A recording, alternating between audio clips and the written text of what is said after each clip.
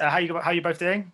Good. Doing really good, thank you. Oh, I won't waste the question on that. Yeah, I'm really good, thanks. I love the movie, honestly. I just think it's so brilliant. I can't wait to watch it again this weekend. I'm going to begin with you, Ṣọpẹ. I was going to ask, because I mean, actors have to play such a variety of different emotions, from rage to joy and pretty much everything in between. How is it to portray just unflinching fear on a set with loads of people around you, to kind of, because I guess you have to give so much of yourself and lose so much of yourself in that moment when you're completely it's because it's such an all-encompassing emotion. I just wondered about playing that in this movie, which you do very well, I should add.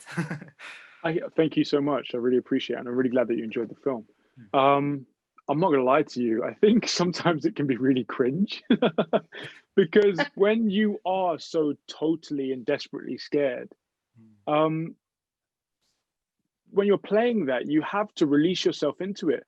And people do the strangest things when they're scared, you know? And being scared is such a vulnerable state that to share that with a room full of crew members and the director and can be really sort of like exposing, you know? How do I feel fear? How does my character feel fear? Yeah, it can be really exposing and therefore it can feel a bit cringe. But I suppose to people who aren't actors and don't understand what we do, like performing in front of a room full of people who are watching you intently, be that theatre or television or film, can be a bit cringe. So I think it's one of those things that you just sort of have to get over in order to do the best work. And Wunmi, I was going to ask about the themes explored in this are so fascinating. And I'm not spiritual, or I don't necessarily believe in the supernatural, but we are all haunted by some ways by our own memories, aren't we? And of people that have lived in our lives at some point. Was that something that you could kind of tap into when playing your character? Yeah, I'm a firm believer that you are a product of everything you've ever been through, everything that every person you've ever met, every person they've ever met, everything that they've ever been through. So I definitely believe that as just a person. And so my route into Rial is trying to kind of paint that back picture of who she is, where she came from, what she had experienced to get her to this moment. And then everything after that is, you know, it's me, it's Ṣọpẹ, it's Remy, it's us moving her story forward together through our shared experience and the script and the knowledge of what was. So yeah, that's definitely how I think about the world, and that's how I definitely approached Rial. And Ṣọpẹ, I was going to ask too, I mean, this seems like a big question, one that might be hard to answer, but obviously I just wondered, because this film definitely shows an insight into what people around the world have to go through, sort of what many refugees have to go through when they leave behind their homes and start a new life elsewhere.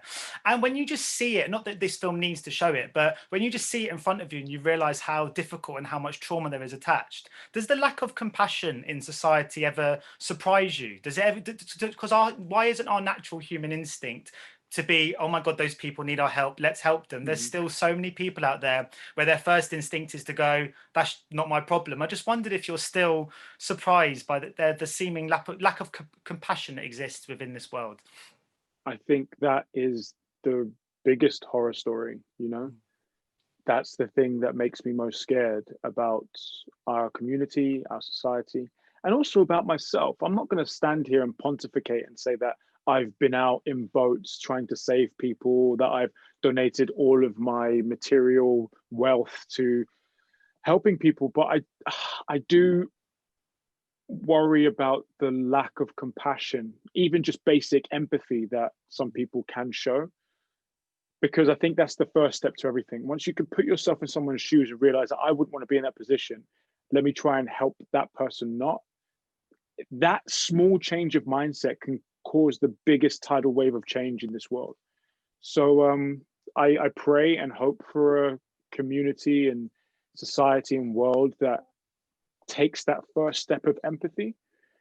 But I guess we'll have to wait and see. Yeah, brilliant. Well, thanks so much for your time today, guys, and best of luck with the movie.